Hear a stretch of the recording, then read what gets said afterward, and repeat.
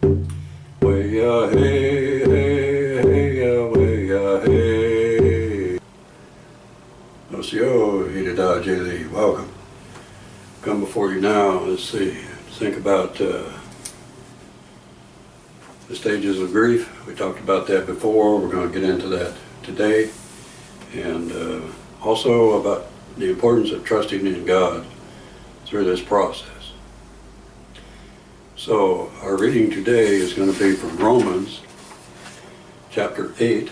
This is Lomi chapter 8, 26 through 39. Likewise, the Spirit helps us in our weakness. For we do not know how to pray as we ought, but that very Spirit intercedes with sighs too deep for words, sighs too deep for words. And God, who searches the heart, knows what is in the mind of the Spirit, because the Spirit intercedes for the saints according to the will of Edoda. We know that all things work together for good for those who love Edoda, who are called according to God's purpose. For those whom God foreknew, God also predestined to be conformed to the image of the Son, who is Jesus, in order that he might be firstborn within a large family. And those whom Edoda predestined he also called, and those whom Edoda called he also justified, and those whom Edoda justified he also glorified. What then are we to say about these things? If God is for us, who is against us? Edoda did not withhold God's own Son, but gave him up for all of us. With God not with him also gave us everything else. Who will bring any charge against God's elect? It is God who justifies. Who is to condemn? It is Christ Jesus who died, yes, who was raised, who is at the right hand of God, who indeed intercedes for us. Who will separate us from the love of Christ? Will hardship or distress or persecution or famine or nakedness or peril or sword?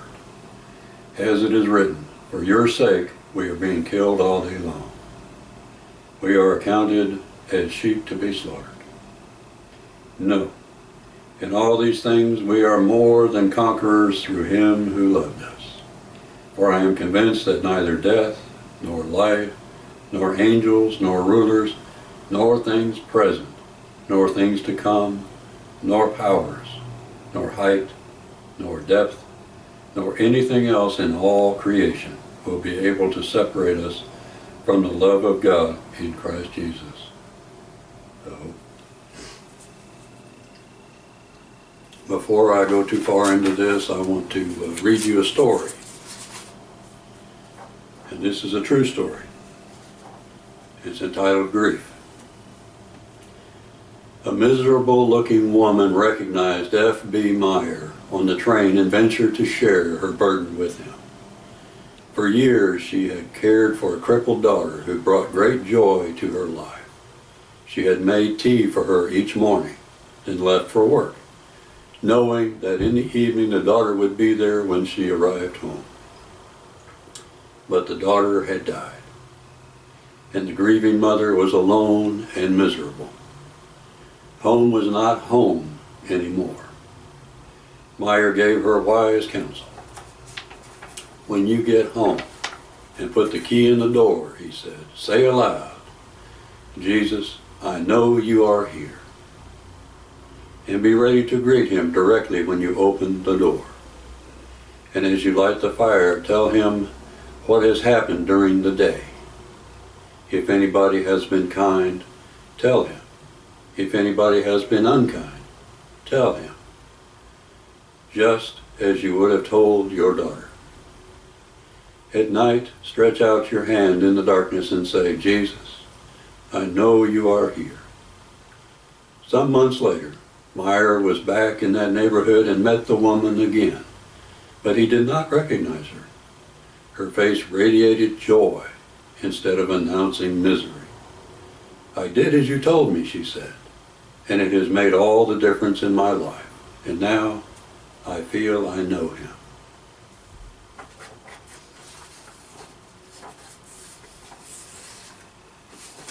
We look at our reading today, I've talked before that we are not alone. Paul recounts how we were not promised an easy journey, but we are never alone. And so we think about all the suffering that Christ went through, knowing what was to come, and yet never alone, never leaving us alone as we suffer through the challenges of our life, the losses that we experience.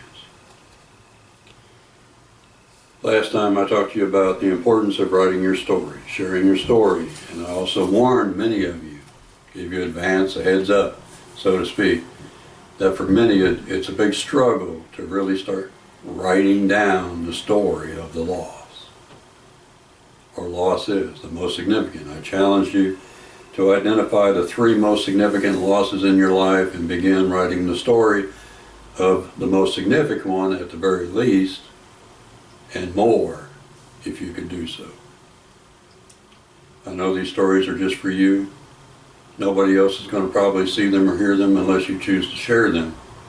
And at the same time, it's really important for you to not use that as an excuse to set it aside, but to be diligent and to write down the story, adding to it a little bit at a time, to help make it easier for you to acknowledge your grief, to acknowledge your loss, and to have a record of it when it's fresh in your memory for later on down the road, when your memory begins to fade, and it will.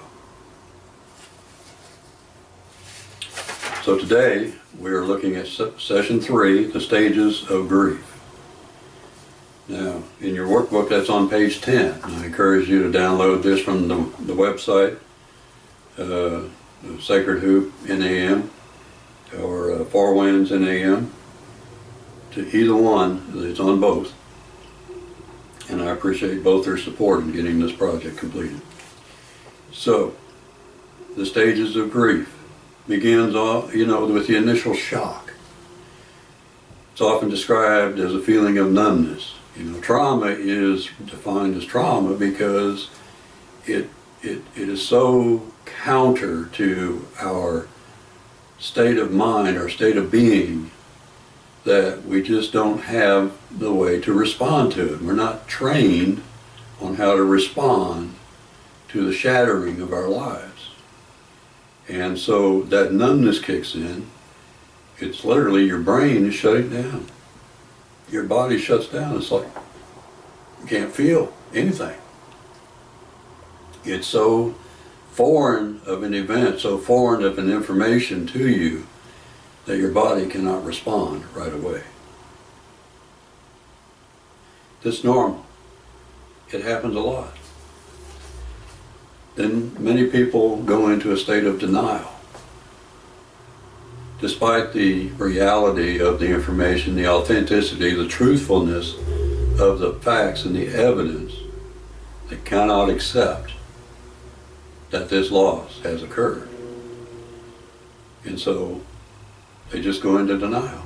They shut down. And to varying degrees, many people will just absolutely refuse to accept it, no matter what, despite all the evidence, where many finally come to a place of outrage, anger at the universe, anger at God, anger at the one who died, anger at themselves for not being good enough to save them. The emotional outbursts come forth. And this is normal. This happens. Many cultures encourage the emotional outbursts. They even have designated people to let everyone know when it's time to display the emotional outburst. This is healthy. Letting it out, stuffing it down, not so good. Letting it out is beneficial not only to you, but to everyone else. Like I said, anger and fear come with it. Fear of the unknown. What's going to happen now? That is a question I've heard many times. What's going to happen now? How am I going to be able to live without them? Fear of the unknown. This is where trusting in God is so important. knowing you're not alone.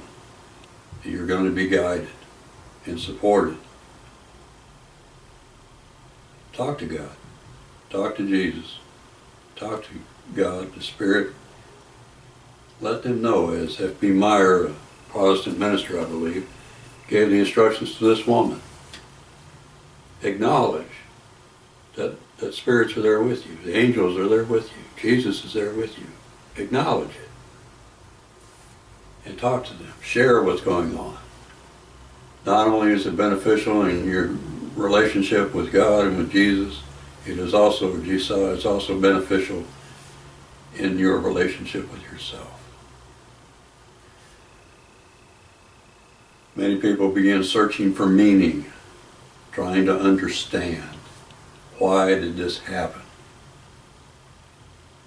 Well, I have to be a little blunt about this. It may sound a little insensitive, but the answer to that question is only one simple response. Why not?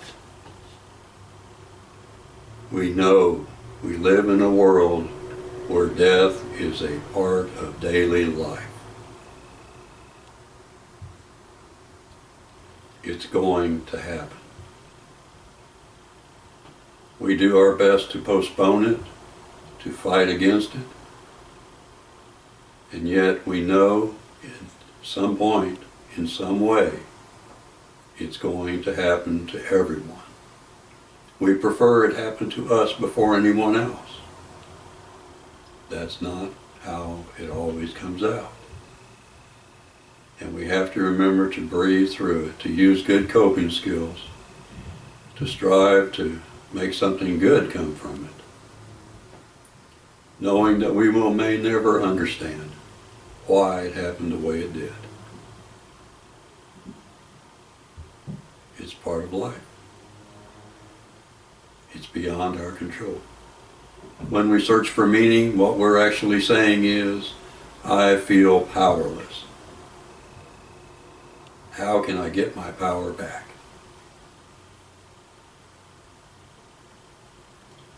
And you're powerless because you have no power. God has power. We rely upon God for our comfort and our support, not upon ourselves.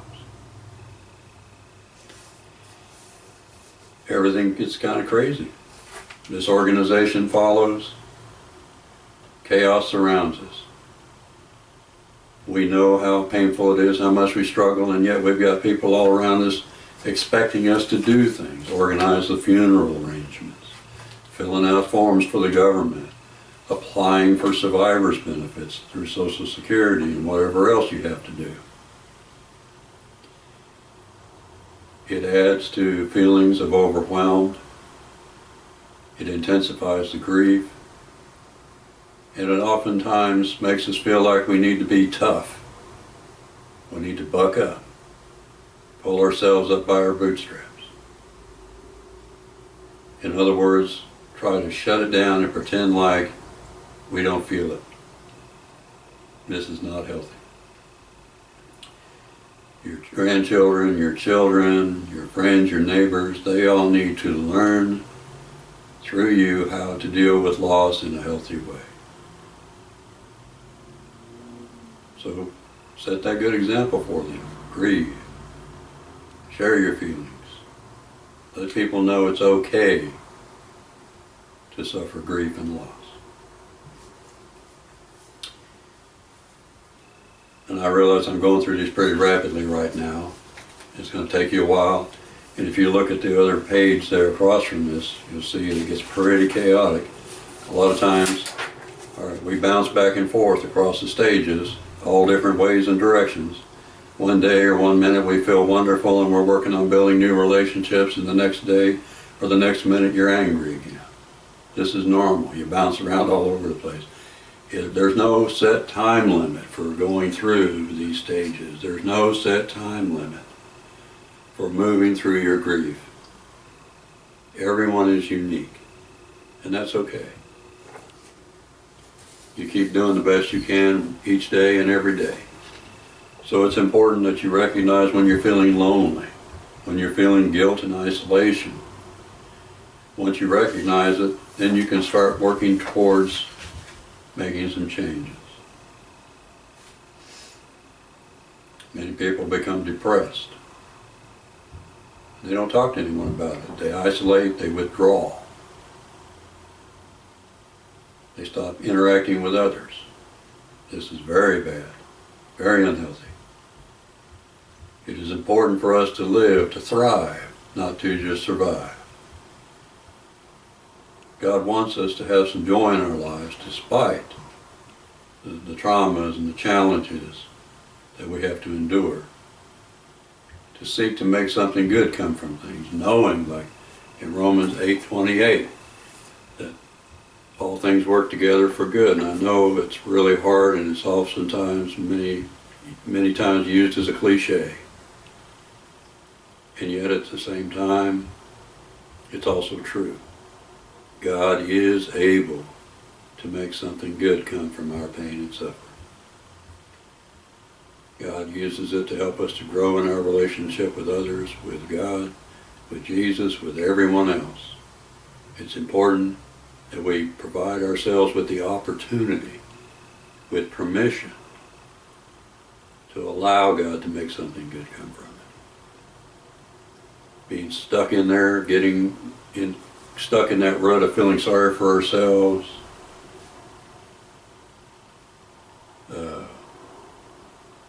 there's a specific word I'm looking for and it's slipping my mind right now. I'll come back to it. It's unhealthy to remain, on your pity pot, so to speak. You're not the only person who has loss. You're not the only person who is experiencing grief. Martyr complex, that's it. That's the word I was looking for. I've met people who have gone into a state of martyr complex, that they are the only ones who truly have suffered in the world. That is not so for anyone. And isolating and hiding from the world is not beneficial to you or anyone else. It is very important that you acknowledge your loss, acknowledge your grief, and allow God to work through you to help others cope with their grief and their loss as well. In churches, communities, in the tribes, there are the elder women, the aunties, who they create a network of comforters to help others, because they too have suffered loss and they know how to cope with it in a good way, and they seek to help others. And then so if you're getting depressed, feeling down all the time, and you can't seem to get yourself out of it, talk to your doctor, talk to a counselor, talk to your minister, get some help. Sometimes we do need some medications to help us cope with these things until we can cope with them on our own. That's not a bad thing. Doesn't mean you're weak. It means you're human. God gave us a brain to use, and that's why we've got these pills to help us out, if it gets that bad. The downside is a lot of people choose to just try to stay on the happy pills, so to speak, or the alcohol or the illegal drugs in order to mask their feelings and pretend like everything's okay. You see that a lot. That's not a good way to handle the situation. Those things, the medications are only supposed to be there until you've got your coping skills in place and you don't need the medications anymore. New relationships are something that I encourage you to strive to build as soon as you are able. Get out there, join the women's group, join Codependency Anonymous or whatever. There's all kinds of options of groups out there, interest groups, a gardening club or whatever. Get out there, bass fishing club, something. Whatever you feel is good for you, that's what you need to do. I can't think of right now of all the different clubs I've recommended, organizations I've recommended people or suggested people look into, and have done so very successfully. What kind of hobbies do you like? Arts and crafts, sewing. I know a lot of women back home who belong to quilting clubs. I don't have the patience for that. My granny did. So get out there and do it. Build new strengths. Work on new patterns. And in so doing, you bring the hope into your life. Create affirmations, positive affirmations for you. And in all things, seek to help others. Help to make something good come from your loss by helping others. Nothing speaks better than service to others. That you are able to rely upon God and trust in God. It's the part of the adjustment that we go through when we're dealing with these things. And knowing that it's okay to have a bad day. Or several bad days at a time. Trusting that things will get better. Things will get better.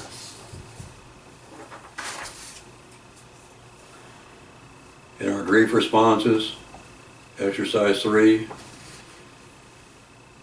we respond to loss mentally, physically, emotionally, and spiritually differently. There's no, like I said, we're all unique. Recognize, make a list of all the things, all the ways that you respond to grief.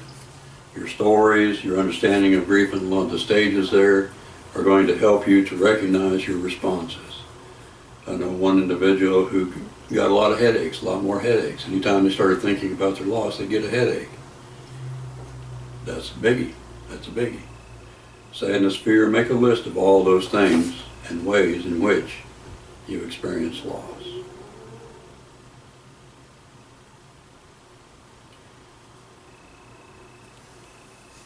I know it's many challenging. It's very hard to think about creating a new normal. Session 4 is about creating a new normal. We're not quite there yet.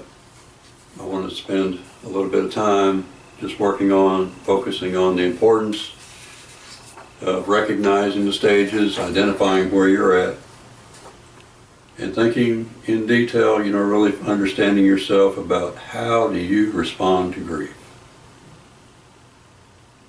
Do you go in denial? Do you get angry? Are you short-tempered? Do you just, I don't want to hear it, attitude? Avoidance, avoiding situations, avoiding places where you had memories.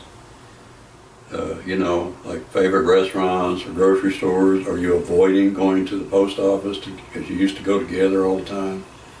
Is there anything that you're in your life trying to avoid because of the memories? These are things we need to identify, the grief responses. Avoidance is huge. And it's okay to be angry at God. It really is. It's okay to be angry at God. God's got big shoulders. God can handle it. So tell God how you feel. Honestly, sincerely. If you're angry at God, say so. It's better to get it out. God's not going to hit you with a lightning bolt just because you're having a bad time of it. Trust me on that. Are you angry with yourself or others? It's okay. It's okay to be angry. It's also okay to be sad and to be afraid. It is important that you list the ways that you respond to your grief so that you become more aware of how you respond.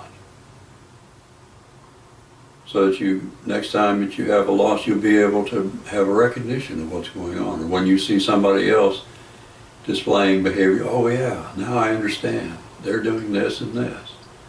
It's really important that you identify how you specifically respond to your grief. It's very important also that you pray. I know many people who respond to grief by stopping their prayers. They don't want to talk to God. They don't feel like they can trust God anymore. It's okay to have these feelings. And I'm going to challenge you. How are you benefiting yourself and others by not praying for others anymore? Are you really helping yourself and them?